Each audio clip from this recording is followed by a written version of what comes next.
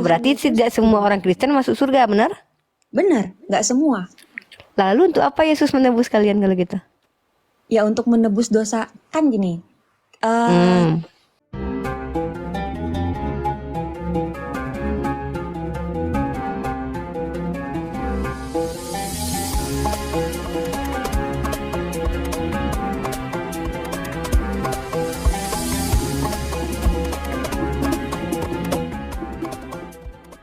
maka itulah sikap yang harus kita lakukan.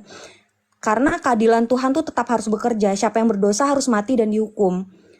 Jadi memang Tuhan itu datang untuk tebus dosa manusia supaya kita nggak jatuh, orang percaya itu nggak mati ke kematian yang kekal itu, yang ke neraka itu. Dan untuk agama sendiri, agama Kristen tuh nggak bisa menjamin untuk masuk surga. Tapi iman percaya kita lah yang menjamin kita masuk surga. Sama tadi ada pertanyaan abangnya ya tentang Markus 13 ayat 32. Itu aku cuma mau pesan aja sih Mas. Dan untuk semua orang yang nonton live ini juga, dan mungkin untuk Uni juga, itu namanya konsep Tritunggal. Ya emang itu nggak masuk di akal manusia, jadi pasti sulit buat dipahami.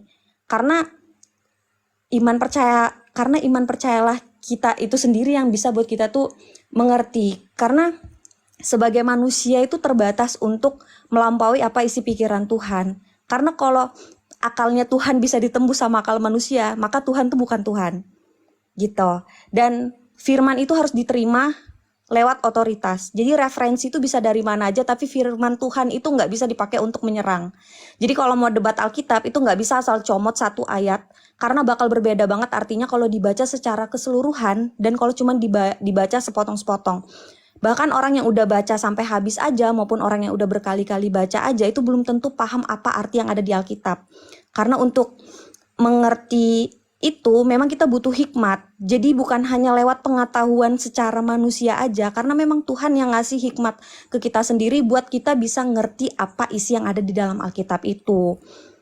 Dan Alkitab itu firman yang hidup yang diturunkan ke dunia. Jadi itu isi pikiran Tuhan, kita nggak bisa sebagai manusia harus kayak minta data, karena ya itu pikiran Tuhan. Ya simpelnya aja dia bukan Tuhan kalau kita bisa melampaui isi pikirannya Tuhan. Itu aja sih. Thank you. Oke, terima kasih banyak ya Kak ya. Sangat luar biasa sekali. Kita kasih apresiasi supaya kita gak terlalu tegang ya teman-teman. Mudah-mudahan yang di bawah juga belum tidur ya. Jadi bisa belajar juga, bisa tambah ilmu juga. Mungkin sebelum ke Uni, kalau diizinkan nih oleh Kak Iren nih. Nah, karena tadi memang tujuannya untuk memberikan sedikit klarifikasi atau penjelasan terkait dengan diskusi saya dengan Kak Mika tadi ya. Boleh nggak dari penjelasan Kak Iren ini saya tanggapi dengan beberapa buah pertanyaan? Kalau mau nanya itu nggak apa-apa Mas, cuman Oke, enggak, saya nggak debat Kak, cuma nanya aja. jadi saya ya mungkin hanya menjawab sebisa saya aja. Iya. Karena saya bukan ahli Alkitab ya. Oke Kak. Saya cuma mau Saya juga memperluas mungkin nanti pertanyaan Masnya aja tadi yang dari pertanyaan saya kan terus dijawab oleh Kak Iren, mungkin sampai di situ aja nanti. Saya cuma bilang oke Kak, terima kasih, itu aja. Oh Nah, ya. oke, terima kasih ya Kak ya sudah diberikan kesempatan untuk menyanggah ya. Yang pertama, terima kasih dulu lah, rasa terima kasih karena kakak sudah setia ya. Mulai dari room Kak Mikana tadi sampai ke room saya, saking berniatnya untuk pembenaran tentang berita-berita Alkitab ya. Saya sangat apresiasi sekali dan terima kasih Kak. Mudah-mudahan dari sisi kemanusiaan kita juga tidak pernah terputus ya rasa kasih sayang yang sebagai seorang hamba Tuhan. Oke. Jadi gini Kak, dari penjelasan kakak tadi kakak sampaikan bahwa penebusan dosa yang dilakukan oleh Yesus di tiang salib itu bukanlah sesuatu hal yang bodoh, bukan pembodohan menurut keyakinan Kristen.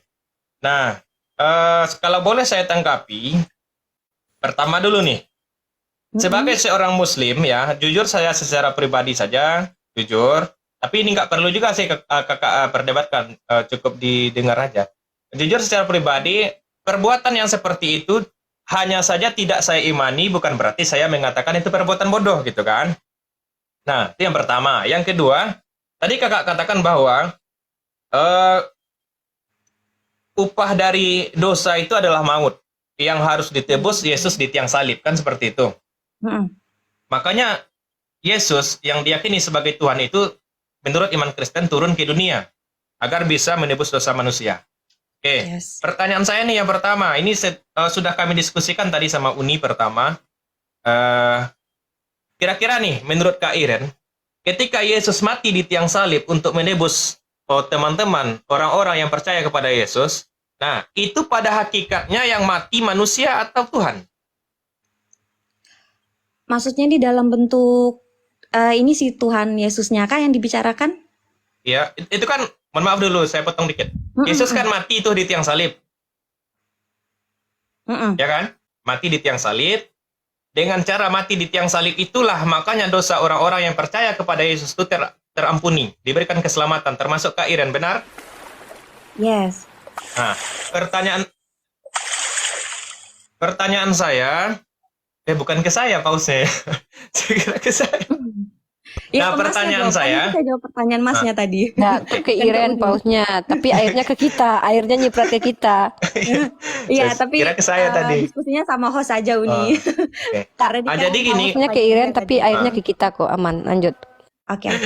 Jadi menurut Kak Iren nih, yang mati di tiang salib itu untuk menebus dosa teman-teman yang percaya kepada Yesus itu pada hakikatnya manusia atau Tuhan? Itu dagingnya sebagai manusia, kan dia turun ke dunia itu kan sebagai manusia ya. Ya, Itulah maksudnya konsep kita, Tritunggal, Allah, Putra Iya. dan Roh Kudus.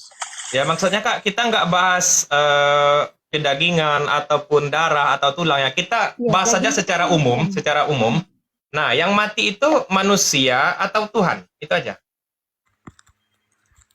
Dagingnya, ya manusia ya daging. Maksudnya manusia. Ya, manusia kan daging. Bukan Tuhan yang mati ya, karena memang Tuhan nggak bisa mati.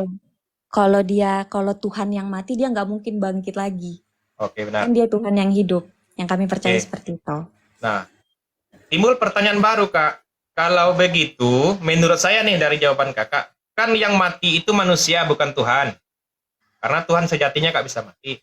Berarti yang menebus teman-teman dari upah dosa tadi ialah maut itu, yang menebus manusia dari maut itu, kutuk kematian itu adalah manusia, bukan Tuhan. Karena yang mati manusia, bukan Tuhan.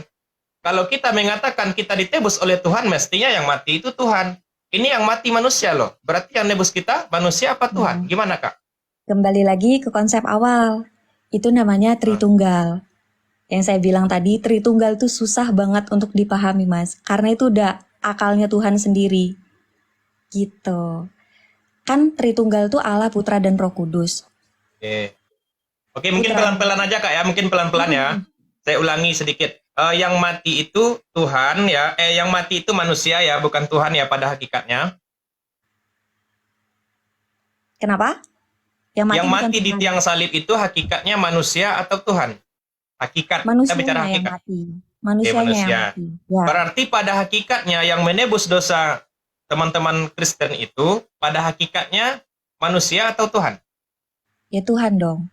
Gimana yang manusia mau tebus dosa Yang mati kan manusia, Kak. Ya, Masnya harus paham juga konsep Tritunggal. Kan saya udah bilang itu Tritunggal. Jadi Masnya harus bisa menerima konsep Tritunggal itu. Oke, coba dulu kalau bisa, bentar Uni ya. Iya, Kalau iya. bisa Kakak jelaskan dulu, mungkin saya beri waktu 1 menit menjelaskan yang mati itu manusia, tapi yang nebus dosa itu Tuhan. Coba jelaskan dulu.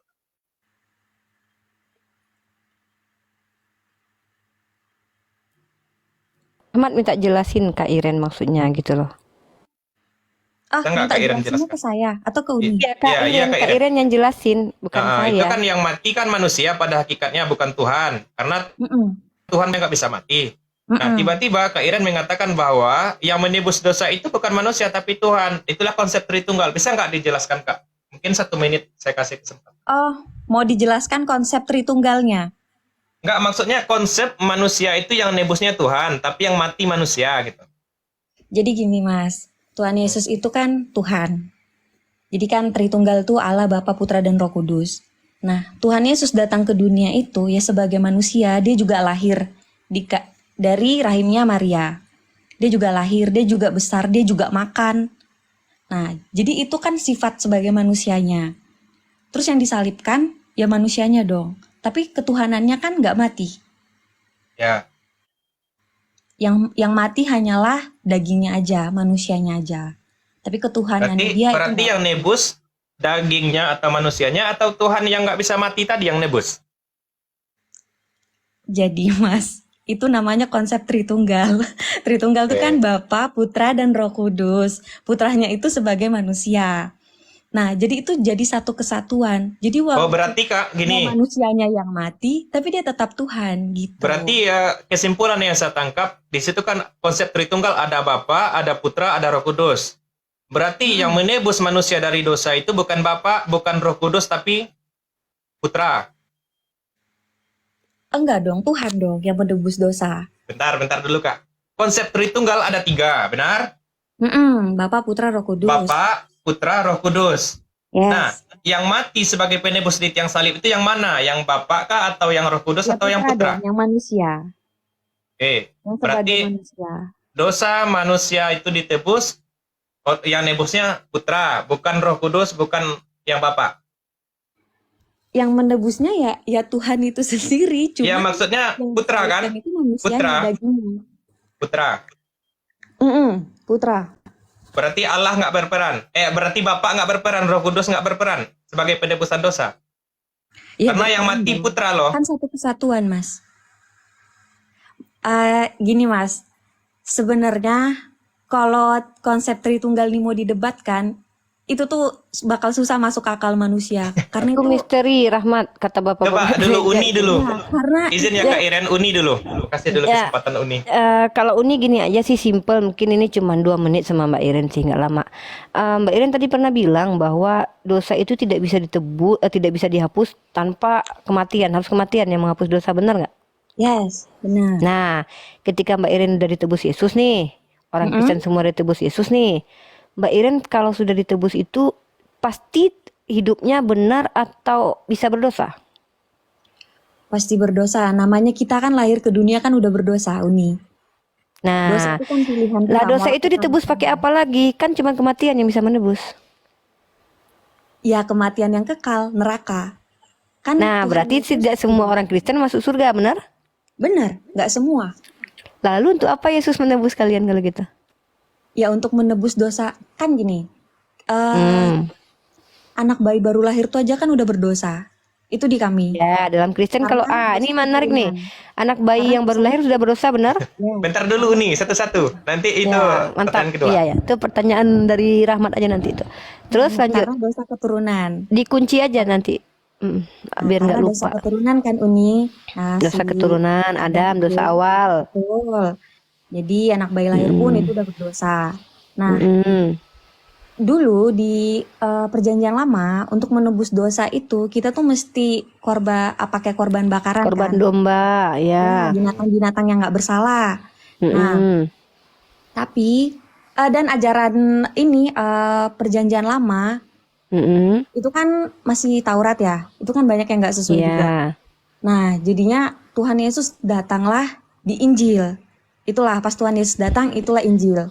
Nah, Tuhan Dia Yesus menebus dosa apa itu? Dosa awal atau dosa perbuatan? datang, dosa manusia. Semua Enggak, dosa awal manusia. atau dosa perbuatan? Semua dosa. Dosa awal. Oke, semua dosa berarti dosa perbuatan juga ditebus. Yes. Oke. Setelah kalian ditebus semuanya, lalu kalian menjadi Kristen, kalian dipastikan berdosa atau tidak lagi setelah itu hidupnya? Mampu nggak kalian menjamin diri kalian tidak berdosa lagi? Kalau masalah berdosa, namanya manusia hidup tuh pasti ngelakukan dosa lagi. Nah, poin saya di situ. Ketika kalian ditebus sama Yesus, Yesus menebus dosa semuanya. Ketika kalian sudah jadi Kristen, kemudian kalian tetap berdosa. Masalahnya dosa yang sudah kalian buat setelah percaya kepada Yesus itu bagaimana cara menebusnya lagi? Yesus harus mati lagi atau gimana? Enggak dong. Yesus nggak usah mati lagi, kan udah sekali. Berarti udah kalian yang ditebus mati? dosanya. Kalian yang mati Ya. kekal. Nah, kalau Ya, gitu jadi- ada nggak umat Kristen yang tidak berdosa setelah menjadi Kristen? Gimana ada nggak manusia? Ada tidak satu orang Kristen yang tidak pernah berdosa lagi ketika jadi Kristen?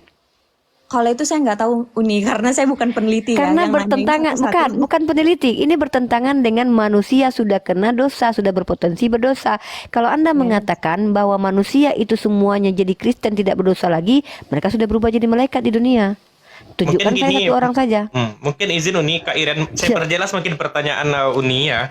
Ya. Ini kan setelah sebelum Yesus mati itu kan, sebelum Yesus menebus dosa teman-teman dari Kristen itu kan, semuanya kan berdosa. Nah, Yes. menerima upah dari dosa terkutuk dalam maut. Nah, kemudian hadirlah Yesus ke dunia, lalu ditebusnya, sehingga orang-orang yang percaya kepada Yesus terhapus semua. Nah, Artinya masuk betul. surga. Nah, setelah ditebus ini, mulai dari tahun 33 Masehi ya, penebusan salib itu kan 33 Masehi betul? Anggap saja, Anggaplah anggap saja. 33. Ya. Jadi Mulai dari tahun 33 Masehi sampai 2023 sampai nanti kiamat, andaikan nih ada umat Kristen itu yang pengikut Yesus itu yang berbuat dosa. Salah satu contoh misalnya membunuh. Nah, di Alkitab sendiri dilarang berbunuh. Contohnya kemarin ada pol titik-titik, ada yang pangkat sekian-sekian membunuh. Itu kan berdosa tuh. Nggak mungkin kan kalau seandainya membunuh nggak berdosa, ya saya juga mau. Tapi kalau seandainya membunuh itu berdosa, nah kayak mana lagi cara pengampunannya itu?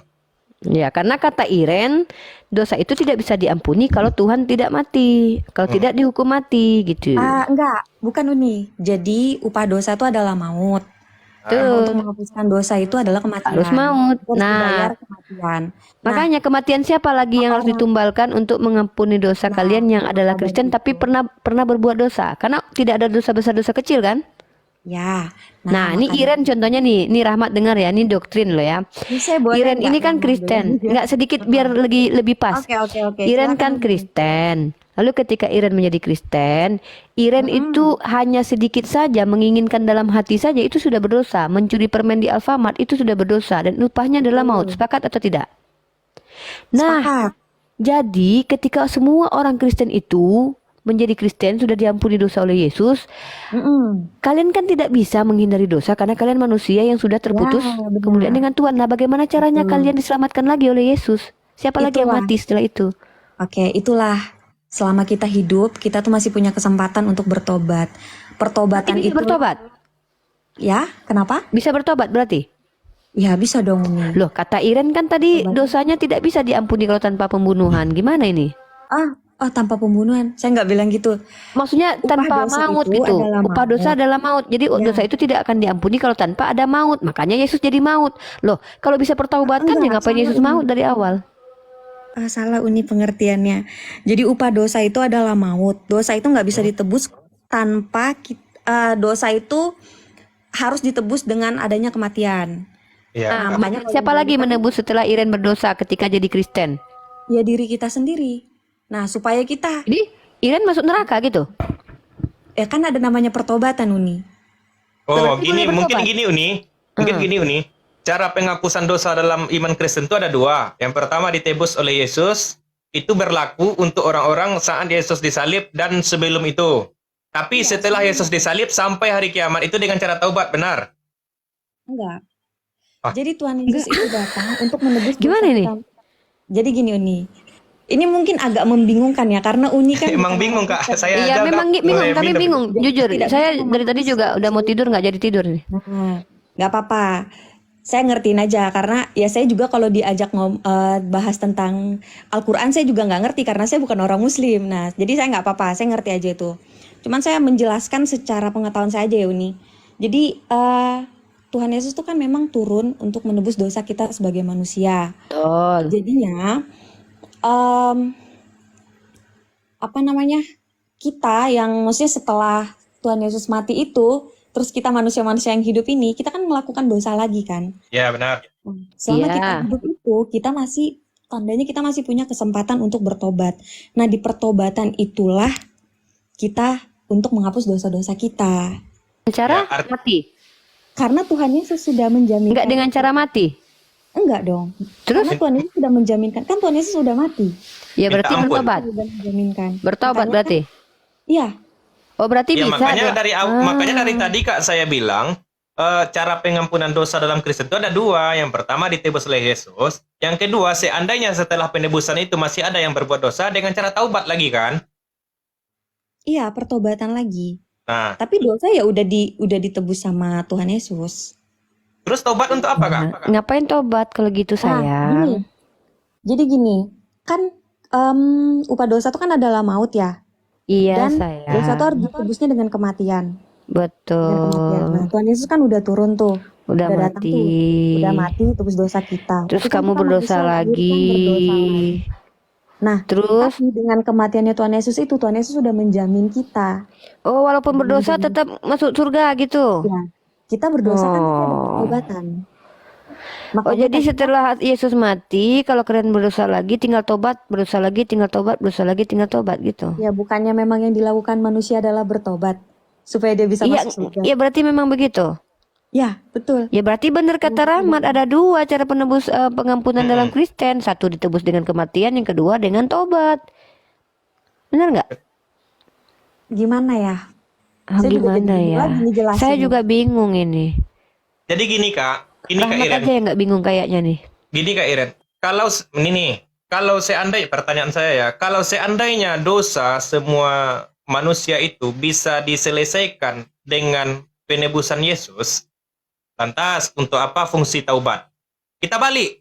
Kalau seandainya dengan cara bertaubat bisa dosa kita diampuni, untuk apa Yesus menebus? Benar nggak Uni?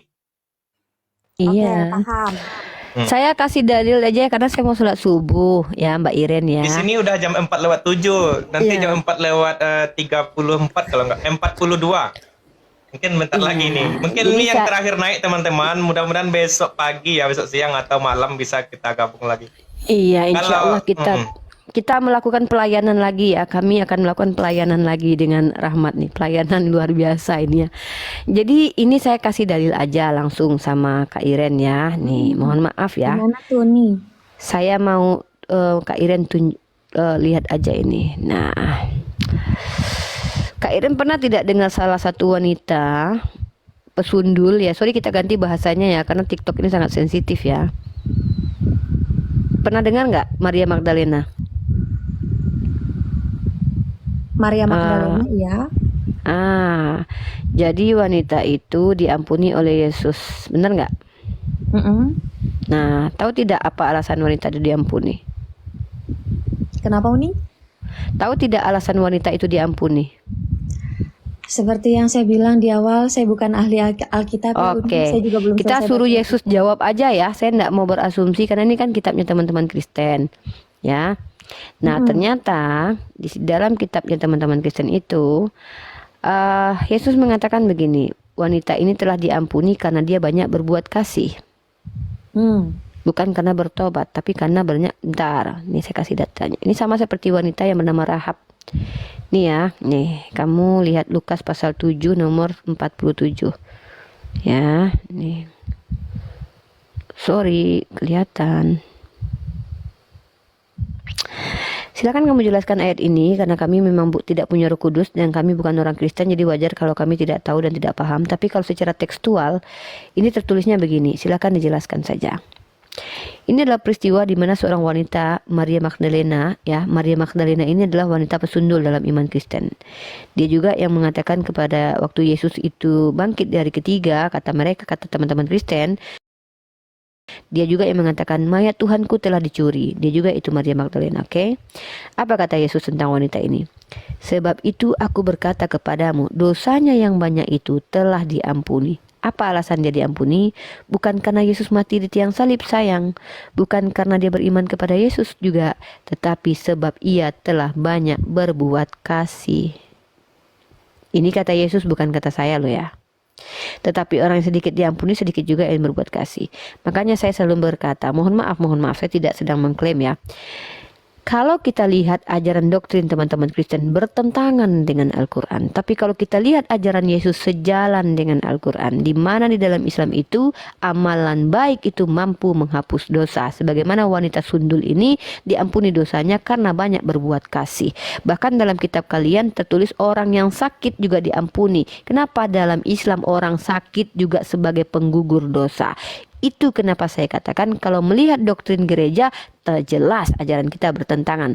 Tapi kalau melihat ajaran Yesus, wow, saya akan melihat banyak sekali kesamaan. Tapi saya tidak mau mengklaim karena ini bukan ajang klaim-klaiman, tapi saya mencoba mengikuti ajaran Islam. Kalau kalian menemukan satu hal yang sama, maka berpegang teguhlah pada hal yang sama itu. Tapi kalau Iren mengatakan berbeda, saya bersiap dengan berbeda karena saya sepakat untuk perbedaan kita. Nah itu ya, intinya tentang penebusan dosa, tentang pertaubatan.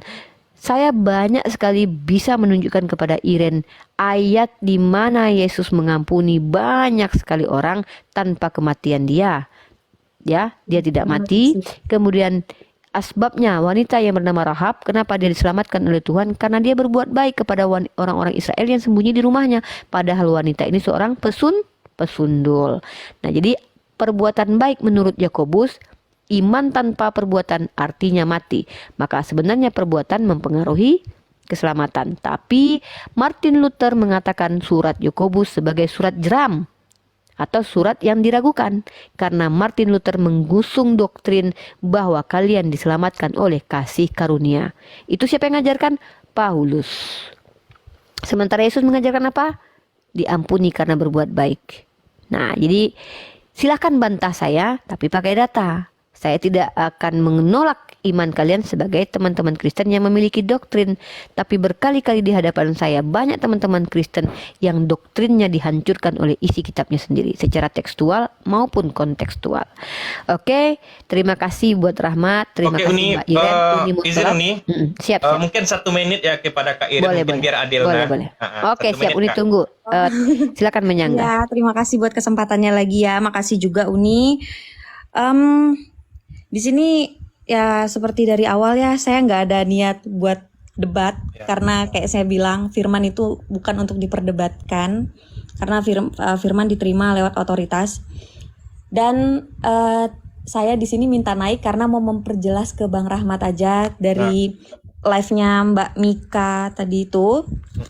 Nah, jadi untuk kalau pertanyaan-pertanyaan yang dari Uni atau dari teman-teman di sini yang masih bingung, ya saya wajarkan karena memang mengerti isi Alkitab itu tidak semudah dan segampang itu. Memang ya saya yang Kristen pun butuh hikmat dari Tuhan untuk bisa mengerti apa isi Alkitab itu. Jadi di sini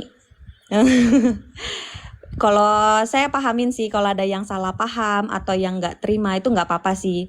Karena wajar, ya namanya manusia punya keterbatasan dalam berpikir. Jadi saya mewajarkan itu. Yang penting pesan saya cuma satu, apapun agamanya tetap harus saling menghargai.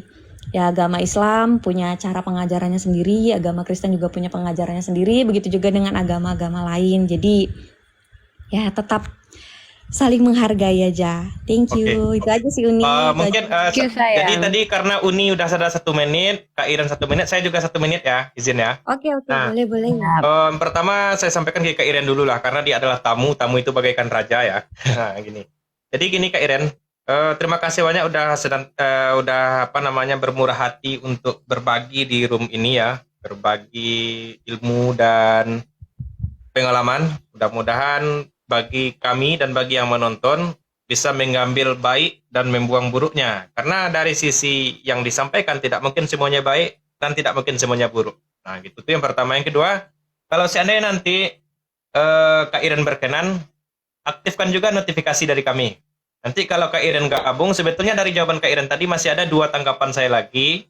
Yang pertama, tadi yang sudah saya sampaikan, yang mati itu manusia atau Tuhan. Yang kedua, tanggapan saya, kan yang membuat hukum, yang membuat aturan bahwa manusia berdosa itu upahnya adalah maut. Itu kan Tuhan. Oke. Nah, sementara Tuhan itu maha mengetahui. Pasti sebelum dia menetapkan hukum itu, dia sudah tahu bahwa semua manusia tidak mungkin terlepas dari dosa. Satu pun pasti terjebak dalam dosa. Artinya tidak ada manusia yang akan terlepas dari kutuk maut.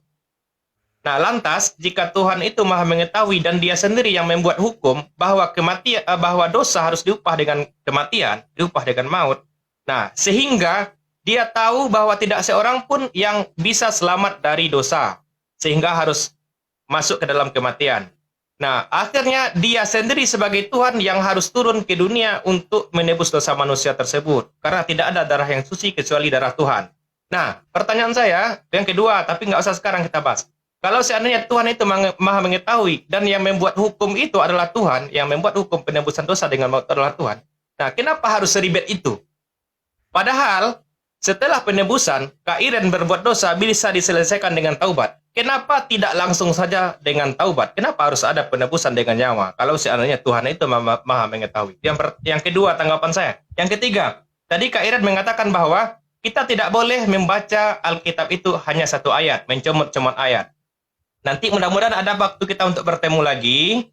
Nah, saya tanyakan kepada Kak Iren dalam Markus 13:32 tadi bahwa di sana dikatakan tidak ada satu orang pun yang tahu tentang hari itu, termasuk malaikat pun, termasuk anak pun, hanya Bapa yang tahu. Saya minta nanti kepada Kak Iren, mungkin sebelum bergabung boleh cari dulu referensi.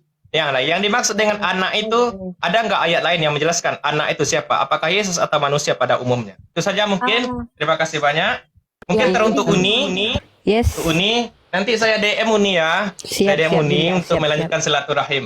Nah, mudah-mudahan Siap, kita siap. bisa berdiskusi di lain waktu dalam komal yang sama. Amin, amin. Oke. Iren, Itu saja. thank you so much ya Iren. Uni sangat respect sama Oke. Iren. Salam toleransi sehat selalu Oke. buat Rahmat. Salam Tetap Ya, kondusif sama-sama. seperti ini komalnya. Beda konsep dengan teman.